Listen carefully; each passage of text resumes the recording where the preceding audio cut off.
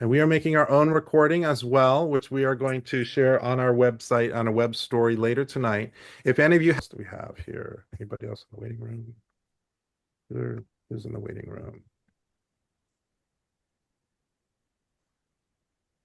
Okay. Okay. I think we're set. So without further ado, I'm going to have our president begin this news conference. Thank you. Hello, I'm Osatui, president of the Hawaii State Teachers Association. On Tuesday, we were made aware of an ICE raid involving a number of our Maui teachers. All of them came here to Hawaii to help with our teacher shortage. As more information came to light, the details were quite distressing. ICE put out a statement that gave the impression that they just went in, did a little search, and left. What was lacking was any remorse for the trauma that these educators were subjected to. When you were a student and did something really bad, at minimum, you had to apologize. In this case, with educators roused from their beds at gunpoint, there was no public apology for the harm that was done. We encourage our students to take their time and do their homework. As we've seen across the country and now here in our communities, our government is not doing their homework and doing sloppy work, which jeopardizes lives and the well-being of those who live here. We're concerned that if this was a mistake, what other mistakes are being made or will be made affecting other innocent people? This week is Teacher Appreciation Week, and we appreciate all that our teachers do for our students. But we do not appreciate how this situation was handled and expect more from these federal agencies. Up next, we will have a Maui teacher who was detained, a citizen of the United States held against her will. Because of the safety concerns for those who are coming forward with their stories, this teacher will remain anonymous. We appreciate her coming forth to tell her story about what actually took place. With that, our Maui teacher will now tell her story. Thank you, Osa. I am a teacher here on Maui. I'm a U.S. citizen. I live on Maui with other fellow teachers who are here on visas. And I just wanted to share details of what happened early Tuesday morning. At 6:15 in the morning, Tuesday morning, I woke up to agents dressed in black with guns outside of my window, pounding at the door, saying to open up and that they had a warrant. I gently opened the door a crack and asked them if they were ICE and for identification. They rushed past me, pointing guns, telling me that they were looking for a convicted felon. I told the one man that I was the U.S. citizen, and can I show a passport? And there are teachers up here that are here legally. Can they show their IDs and their visas? I was denied. As I noticed that they pointed their guns and ushered the other teachers, including myself, down the stairs. As we went down the stairs, I noticed that they had ICE on their backs and HST. As we went down the stairs, I saw that the landlord and the family was off to the side of the house being held from the rest of us. They brought me down to the front of the home with the other teachers that were there. There was about 10 to 12 teachers with their families and their children. There were several agents with guns surrounding us on outside of the home and also outside in the street. The first thing I saw when they brought me down to the front, that I said when they brought me down to the front was that I was a U.S. citizen and that we are all teachers here and family members of teachers. Can we show you some identification and proof that we are here legally? They wouldn't allow me to do so and said that they needed to get everyone's names down to double check to see if the person they were looking for was here. As time went on, they began to write names on a pad, and they were radioing the names to an agent in an unmarked van that I guess was identifying them on the opposite side of the street. In that moment, I began to notice that some of the people around me were shaking, and that one of the teacher's daughters who was in front was crying. And I was really concerned, so I asked again gently if we could show them documentation to prove our identity. And once again, I was told no. By then, a considerable time had passed, and one of the teachers asked if we could notify our principal because it was getting close to the beginning of the school day, and they would need to get substitute teachers for us if we missed school. I reiterated that and said, please, if we can get our phones, we can show proof of our identity and be able to contact our principals. They finally let me go first in the group. And when I was brought upstairs and showed the agent my passport, he was taken aback and looked shocked and apologized to me several times. I looked at the time, and at that moment it was 7 a.m. They had held me for 45 minutes, and shortly after, the other teachers came up, shaken, but they needed to rush to be able to go to school. I rushed myself to get to school as well, and thankfully I made it on time. When I returned home later, I asked the landlord if they provided a search warrant because they never showed me one. She mentioned that they did, but only after the fact, not before they searched the house. The whole situation was really overwhelming and traumatic for all of us, but I felt the need to speak out because I felt it could have been handled better. And I really do not want to see that happen again with teachers who are here to help our children, who are here legally as well. I also wanted to take some time to thank you for the outpouring of support from the community. I really just wanted to say thank you from those congressional representatives, the HSTA union, the DOE, and just concerned citizens and teachers who reached out to us to continue to give thanks and their support. Thank you so very much. I want to thank all of you for joining. We're also joined today by Andrea Eshelman. She is our Deputy Executive Director and our Chief Negotiator, who may be able to answer some of the more finer detailed questions. So with that, we'll open this up for questions. Kyoki. Sure. And please put your name in the chat and we'll call on you one by one. We have Ben Gutierrez from Hawaii News Now first. Ben. Okay, first, I guess it'll be just very quickly 2 questions. Not that it matters with a teacher, but are you naturalized or born as a citizen? I was born as a citizen. I had a US passport. And by the time he brought me up 45 minutes later and I showed it to him, he was rather shocked that he had held me for so long. And I personally was shocked that he had held me for so long when I had said 3 to 4 times that I was a US citizen. Can I please show him my passport? I could have pressed further, but part of me was afraid to be separated from the rest of them because I wanted to be an advocate and support for them. And that meant a lot to me to be able to do so because I just wanted to make sure nothing happened to the other teachers. And a question for maybe Andrea or Osa. What have you told other teachers to do in that situation should it happen again? Because from what I understand, one new thing here is that they had a warrant. And I don't know if this has been discussed with attorneys, but are there any instructions now for teachers who are here legally, one way or another, on how they should respond should this happen again? Go ahead, Andrea. Yeah, I mean, I think the important point here is that there was no warrant actually shown to these individuals, right? So they didn't know that there was a warrant. They didn't know who they were looking for. We do have some guidance on our website, more specifically related to folks having to deal with this in the school systems. And there's some broader guidance that we've given as well. And in this case, this Maui teacher did everything that we would advise, right? Identify that you're a US citizen, offer to show that identification, and she was still held for nearly an hour. Yeah, do they still have to let them in? Well, generally, depending on what's going on, it would be up to the homeowner to make that determination, right? So in this case, these were renters. Thanks, Ben. Next is Ali'i Dukalo from KITV and the news. Yeah. Has anyone reached out to the agency itself and, tried to get an explanation? Was this just purely a mistake, or have you folks heard anything at all?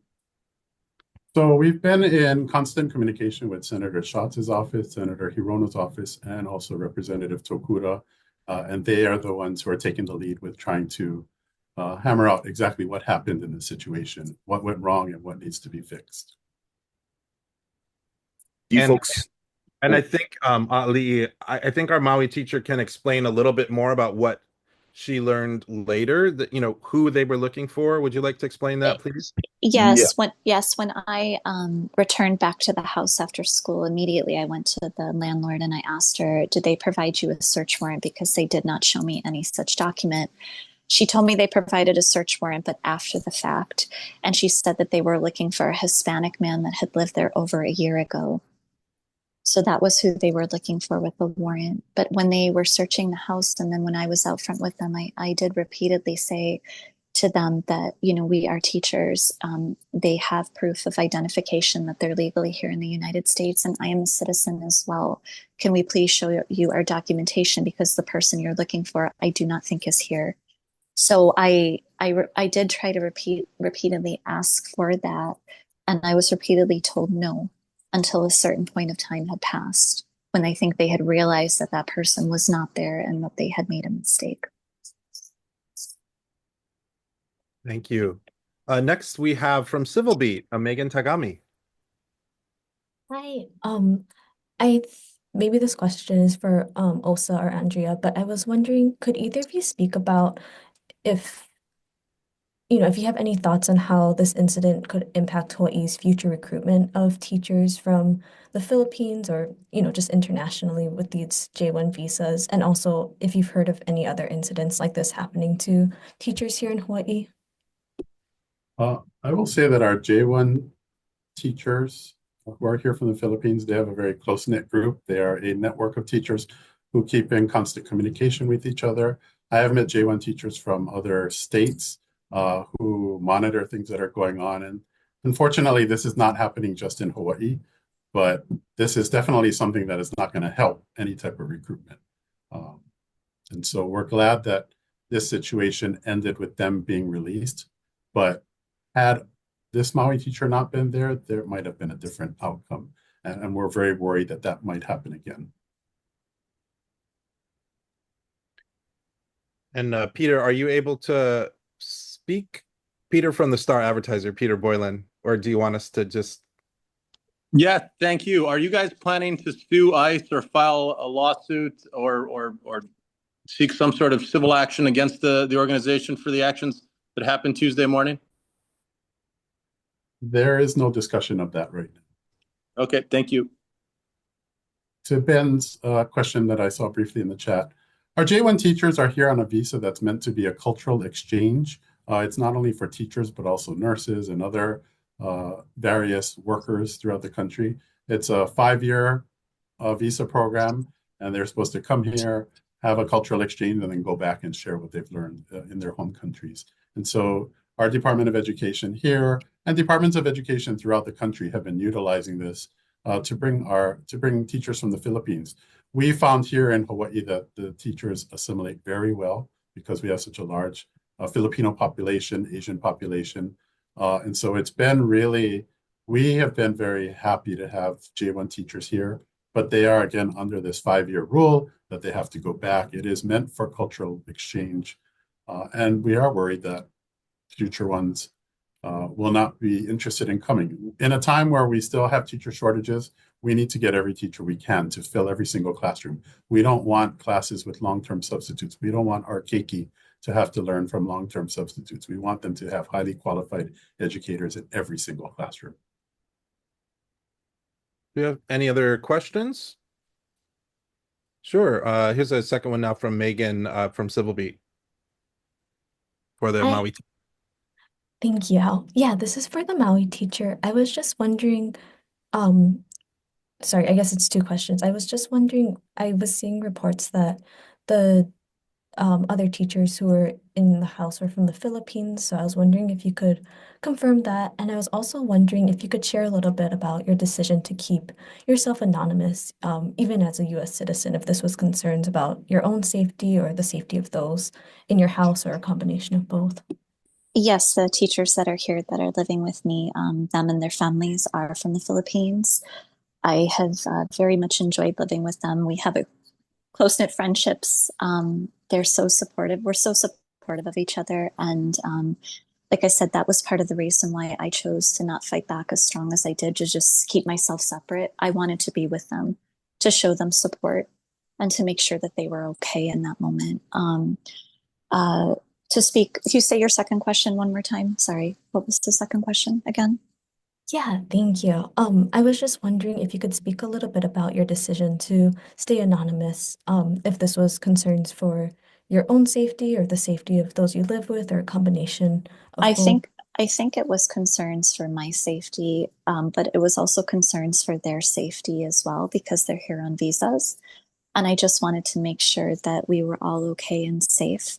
It was a situation that really rattled and shook us up. So we're just trying to recover from it. But I also felt the need to speak out because I wanted to make sure in the future that I was hoping that maybe ICE would have protocols or things like that, where if people say to them, we are here on visas or I am a citizen, that there's a certain period of time that they allow them to show documentation versus holding us for almost an hour and some of them over an hour without even allowing them to show proof. So that was what I was really hoping to gain from this, was that this could be handled a little bit better in the future so it would not be a traumatic experience, because I felt like it just wasn't handled well in the first place. Ben from HNN. Yeah, just one more, and this is for the Maui teacher. And we heard you went into some detail as to what happened, but we had been hearing from like other teachers who had heard it secondhand that basically, in essence, early morning raid, rousted from sleep, you are trying to get ready. We're not allowed to throw clothes on or anything like that. But was that the case where suddenly you're just outside or being rushed, rousted from sleep, that kind of situation? Yes, I did not realize the reality of what had gone on, that I was not the only one until I had gotten down to the front. It was really heartbreaking in the sense that they were pounding on my window and the door. I happened to be at the part of the house where upstairs, if you walk up the stairs, they can literally see me in my bed. They were pounding there with guns, and I'm looking out my window. I'm still laying in my bed in my pajamas, trying to get out of bed for the morning to get ready. And I'm like, oh my God, who is this? And so I had to react really quickly. And I thought back to the training that I had received about these incidences. What if ICE shows up at a school? And I had to think back really quickly of like, how do I handle this? So that's when I rushed around to the outside. I was still in my pajamas, literally got to the door, and I asked them for identification. And then they rushed past me, pointing guns at the other fellow teachers that lived in the upstairs, telling me that they had a search warrant and they were looking for a convicted felon. They rushed us downstairs. And by the time I had gotten to the front, there were teachers out there that had wet hair that were still in it. Half the teachers were dressed, half the teachers were not. There was people there with blankets on because they didn't have the appropriate time to put on clothing. I was really scared because like I said, it happened so quickly. And I even asked if I could show them documentation or if they could show them documentation or if I could have time to just put a jacket on or something. And they wouldn't even allow me to do that. So everything happened so quickly. They had brought us down. And like I said, my immediate concern was, yes, I could have fought back more and I could have said, I'm a US citizen. You can't hold me. I can show you proof. You cannot take me down there.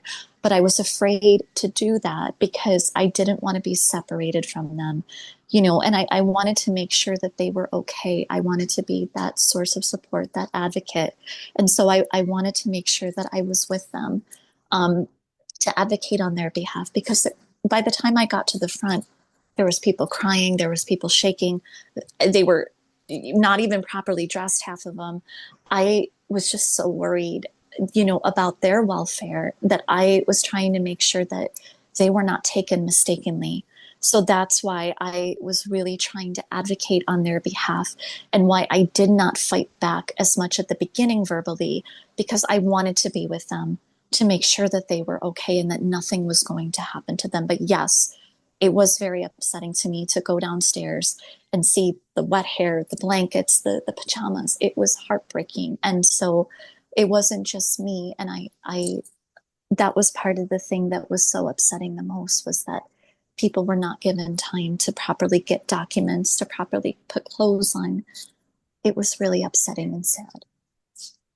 Thank you. Eli Pace from the Maui News.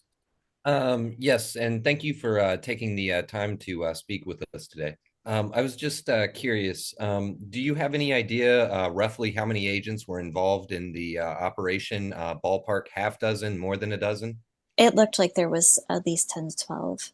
I mean, by the time I was brought to the front, there was about maybe 3 to 5 agents. It happened so fast. Forgive me if I don't have the exact numbers, but it looked like there was 3 to 5 agents at the door by the time I had opened up and they had rushed inside.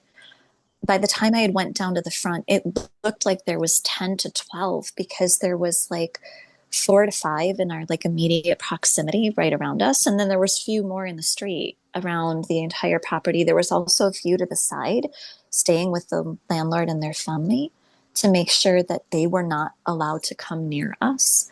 So it was really overwhelming because it just looked like an entire SWAT team. And I was really blown away by the fact of how many agents there were.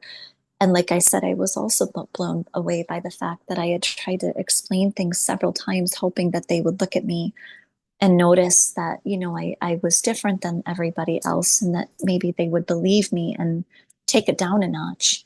But they didn't right away. And so I think that's what made it even more overwhelming was that by the time I was brought down to the front, I realized it was like an entire SWAT team that was surrounding us. And I at that moment realized that I really needed to try to de-escalate this quickly because there was just so many of them. And I was worried about that. Thank you. Does anyone else have any more questions? Is that Gary? Gary, hi, Gary from Gary Kubota from Maui News. Yeah, how many teachers were there at that residence? I mean, I am not sure of the exact number, but I think that there's roughly, it's a multifamily dwelling that's broken up into different apartments, but I know that there's at least, my understanding is at least 10. And then some of them have their spouses here and children here as well. But I'm not sure of the exact number, but by the time they had brought us down to the front, it looked like there was about 10 to 15 people out front. Some of the teachers had already left early because some of them work on the other side of the island and they need more time to get to their jobs. So not everybody was there, but the majority of us were still there by the time this raid happened in the morning. Those are the teachers and family members? Yes, family members. I saw spouses, I saw children. And I think that that was the hardest part for me to see was the children because they were crying. And I was really just trying to calm everybody down. I was trying to look at the families and the children. There was a girl next to me who was the daughter of one of the teachers, and she was sobbing. And I don't know her age. She's roughly between 8 and 10. And I kept looking at her and gently saying, it's going to be okay. We're going to get through this. And so I literally was turning to them and telling them, I'm here. I'm going to help you. We're going to get through this. And then I would turn and talk to the ICE agents. And then I would wait some time to pass because they claimed that they still needed to write on pads and get the names and radio over there. And then I was trying to be very delicate with the situation because I was afraid that if I pushed too hard, that they might start detaining people and taking them away. And I did not want that to happen. So I was trying to be diligent about the fact and the sensitivity of the fact that I was the only US citizen that was there, and the rest of them were all on visas. And I wanted to make sure that nothing was going to happen to them. So I was trying to lightly bring it up every few minutes and also turn to them and reassure them because I saw how distraught they were with this happening. Do you know if they left a copy of the search warrant with anyone? They left it with the landlord. I had waited until we were all in a rush to get to school because we didn't even have enough time to notify principals if we were not even able to come. We were past the time of being able to do that. So we were all, by the time they had released us and we all got upstairs, we were literally rushing to get to school. But the second I got home, the first thing I went to was to speak to the landlady and say to her, did they provide you with a search warrant? Because I wasn't given one. And she said, yes, they did, but they did after the fact, not before they entered the home.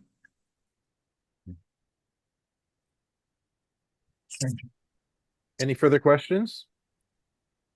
Thank you all for being here today. And once again, we're going to be sharing this video on our website. And if anybody had any recording troubles, you can contact us and we will send you a copy as soon as we get it from the folks at Zoom. So we thank you, Maui teacher, for joining us today and the reporters for being here as well. Aloha. Thank you.